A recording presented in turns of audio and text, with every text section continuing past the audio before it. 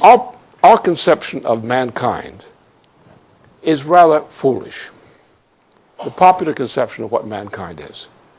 We think of ourselves in terms of sense certainty. We imagine that what we sense is reality. And that is reality per se. It's reality in some sense.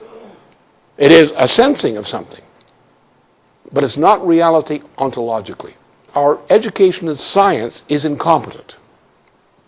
That this question of creativity, of human creativity, as long as you believe in a reductionist mathematical system, you don't understand creativity. Because the power, what we call creativity, real creativity, is located in places like poetry, classical music, the paintings of Rembrandt, things of that sort. It's the human imagination. We call it the imagination. We call it the classical imagination. What the problem is, we are trained to believe in sense certainty. We believe that what we see and touch and so forth is a direct representation of reality, although all modern science tells us that's not true. And therefore we don't realize that we are the we within is the inhabitant of a carcass we call our body. And our body comes equipped with certain things we call sense instruments or senses. And we are conditioned to believe that we are directly reflected as the we, as us, as I, identity, by sense perception. We think of ourselves as an object of sense perception. And that's our weakness. That the human individual's identity is not located in the identity that is narrowly associated with sense certainty. But rather, we have an identity which recognizes that this is not true. That there is a reality of mind which is distinct from simple sense perception. We find this all over the place when we start looking in domains beyond simple sense perception, when we look in the universe as Riemann defined, in the very large or the very small.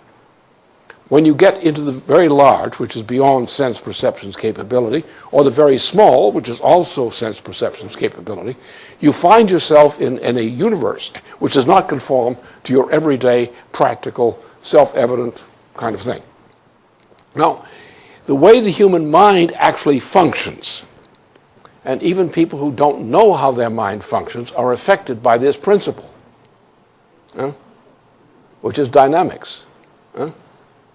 The human beings are fully aware of this kind of thing. They're not aware, they're not conscious of what the nature of the thing is, but they know there's something inside them to which they react, which is not sense perception. The mind is capable of recognizing reality which is not encompassed by simple sense perception. And in all the great movements in history, that's the characteristic. And therefore, when you want to deal with a people in struggle, in crisis, under great threats, what do? You try to reach into them to a potency within them which they ordinarily do not express or not aware of. And you bring the sense of that quality in them. They see it as powerful and beautiful. It inspires men and women to do what they're otherwise incapable of doing. And this is the most precious thing. That's why aesthetics is so essential. You will not find from kinematics, in reductionist kinematics, you will not find the answer to these questions. And I recognize that there's a fraud in what people think about you people. Society is not rational.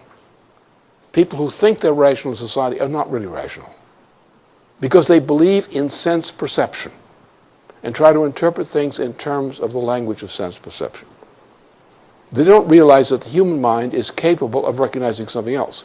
Well, now, once you understand that, then you begin to see clearly what this is. The reality of the mind and the reality of human behavior, human behavior as an interaction with material reality of society, is located in these conceptions which we call dynamics. But it's in the domain of the imagination that the human being is capable of recognizing that his society is about to go down and do something about it. It's sometimes called prescience, but it's not something mysterious. It's something made by mysterious by people in a society which is depraved. And our culture is that of a society which is depraved. We don't understand human values. We don't really understand the value of a human being. People will say, well, that's a human being, therefore the human being has certain rights to be free of pain or to be free of this or to be free of that. But that's not what the human being is, because the human being under certain conditions will give up their life and suffer pain for the sake of what? For the sake of something that's more important to them than the issues of pain or satisfaction.